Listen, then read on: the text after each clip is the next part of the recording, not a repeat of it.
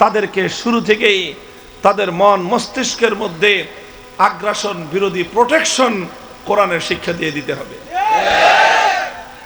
কোরআনের শিক্ষাকে আমি কি বললাম? আগ্রাসন বিরোধী প্রোটেকশন।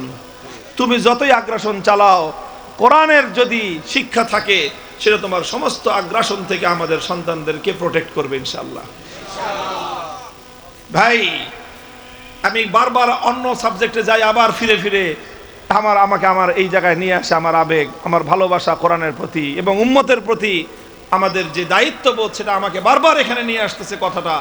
আমি আপনাদেরকে বলি, প্রত্যেকে যার যার জায়গা থেকে, আপনি হতে পারেন স্কুলের টিচার, আপনি হতে পারেন কলেজের শিক্ষক, আপনি হতে পারেন কলেজের বা স্কুলের গভর্নিং বডির সদস্য, একজন পরিচালনা পরিষদ সদস্য হতে পারেন। আপনারা আপনাদের জায়গা থেকে উদ্যোগগুলি গ্রহণ করেন, আপনারা আপনাদের জায়গা থেকে উদ্যোগগুলো গ্রহণ করেন, আলেম ওলামাদের হাতকে শক্তিশালী করেন। আপনারা মনে রাখবেন, এই জাতিকে রক্ষা করার জন্য আলেম ওলামাদের হাতকে শক্তিশালী করা ছাড়া বিকল্প কোনো রাস্তা নাই। প্রমাণ হয়ে গেছে, বাকি সকলকে আগ্রাসী শক্তি, আধিপত্যবাদী শক্তি সবাইকে কিনতে পারে, আলেম সমাজ বিক্রি হয় নাই, বিক্রি হয় না কোনোদিন।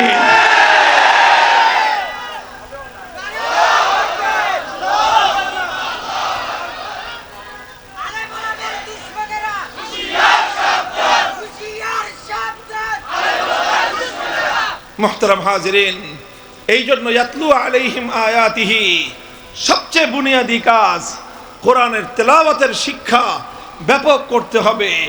ঘরে ঘরে কোন মুসলমানের সন্তান কোরআনের তেলাওয়াত থেকে বঞ্চিত হবে না। যারা কোরআনের তেলাওয়াত থেকে শিশুদেরকে বঞ্চিত করে, তারা সবচেয়ে বেশি শিশু অধিকার লঙ্ঘনকারী, ওরা সবচেয়ে বড় মানবাধিকার লঙ্ঘনকারী। মানবাধিকার লঙ্ঘন, শিশুর অধিকার লঙ্ঘনের বিরুদ্ধে জিরো টলারেন্স নীতিতে দেশ এবং জাতিকে পরিচালনা করতে হবে। তুমি তোমার শিশু সন্তানকে কোরআনের শিক্ষা থেকে বঞ্চিত করছো, মানে তুমি তোমার সন্তানের উপর সবচেয়ে বড় জুলুম করতেছো। তোমাদের এই অধিকার নাই, ইউ হ্যাভ নো রাইট। তোমাদের কোনো অধিকার নাই একটা শিশুর উপরে অত্যাচার করার, এই জুলুম করার। তুমি সন্তান জন্ম দিয়েছো বলে তুমি সন্তানের মালিক হও নাই। তোমার এই সন্তান কোরআনী শিক্ষা পাওয়ার তার মৌলিক অধিকার, বেসিক রাইট, এটা তার বেসিক রাইট। এই অধিকার তাকে দিতেই হবে, দিতেই হবে। কোন মুসলমানের সন্তান যেন আগামীর বাংলাদেশে কোরআনী শিক্ষা থেকে বঞ্চিত হতে না পারে। আমরা তার রাজনৈতিক, রাষ্ট্রীয়, প্রশাসনিক এবং সর্বশেষ সামাজিকভাবে আমরা এটাকে প্রতিরোধ গড়ে তুলব ইনশাআল্লাহ। ওই আল্লিমুহুম, আল্লাহর পয়গম্বরের 2 নম্বর শিক্ষা হলো, কর্মসূচি ছিল তালিমে কিতাব। তালিমে কিতাবের অর্থ হলো এই, যেই তেলাওয়াত আল্লাহর নবী প্রথম শেখালেন, এরপরে দ্বিতীয় ধাপে হলো কোরআনের মর্ম বুঝানো। কোরআনের মর্ম বুঝানো, কোরআনের মিনিং বুঝানো, যে তুমি যেটা তেলাওয়াত করলা সেখানে তুমি কি তেলাওয়াত করলা, আসো এবার তুমি কোরআনের মর্ম বুঝার চেষ্টা করো। আলহামদুলিল্লাহ, আমাদের মাদ্রাসাগুলোর 10 বছর 12 বছরের শিক্ষা কারিকুলাম কোরআনের এই পূর্ণ মর্ম ব্যাখ্যা সহ বোঝানোর জন্যই এটার কোর্স, কওমি মাদ্রাসার শিক্ষা কোর্স আজকে সারা দুনিয়াব্যাপী সর্বশ্রেষ্ঠ শিক্ষা কোর্স। ওয়ায়ুআল্লিমুহুমুল কিতাব, রাসূল আকরাম সাল্লাল্লাহু আলাইহি ওয়াসাল্লাম বিভিন্নভাবে উম্মতকে কোরআনে কারীমের মর্ম বোঝাতেন, মর্ম শিক্ষা দিতেন, এবং সাহাবায়ে কেরাম তারা কোরআনে কারীমের মর্ম বোঝার জন্য দীর্ঘ দীর্ঘ সাধনা করতেন। 3 নম্বর কর্মসূচি হলো ওয়ায়ুআল্লিমুহুমুল কিতাব ওয়াল হিকমাহ, তালিমে হিকমত। তালিমে হিকমতের অর্থ কি?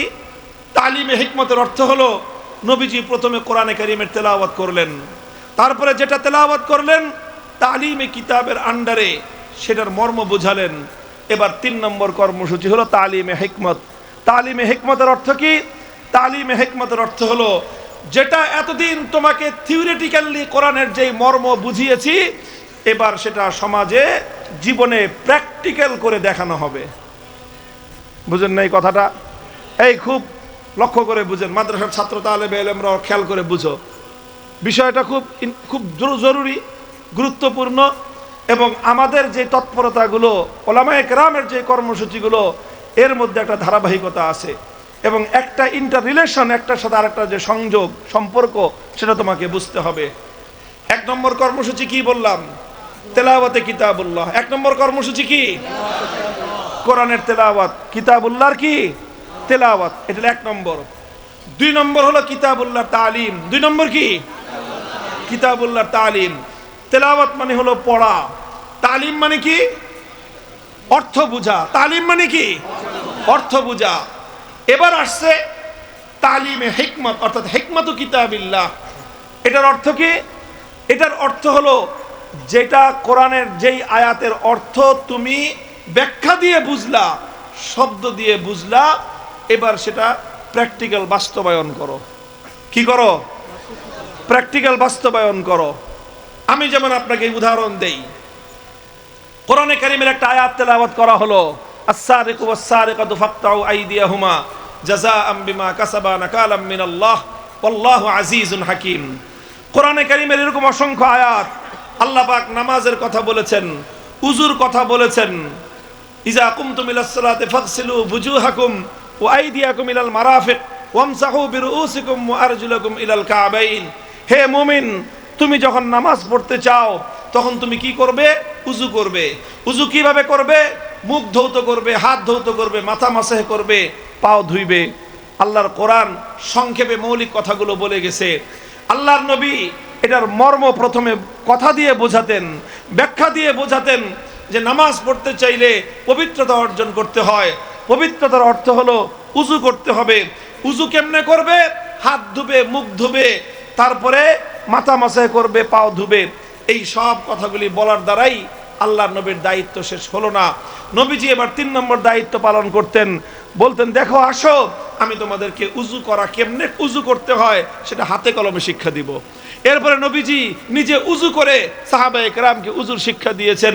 নিজে নামাজ পড়েছেন, সাহাবায়ে কেরামকে বলেছেন, আল্লাহর কোরআন যে তোমাদেরকে নামাজ পড়তে বলে, আমি তোমাদেরকে নামাজ পড়ার প্র্যাকটিক্যাল ট্রেনিং দেই।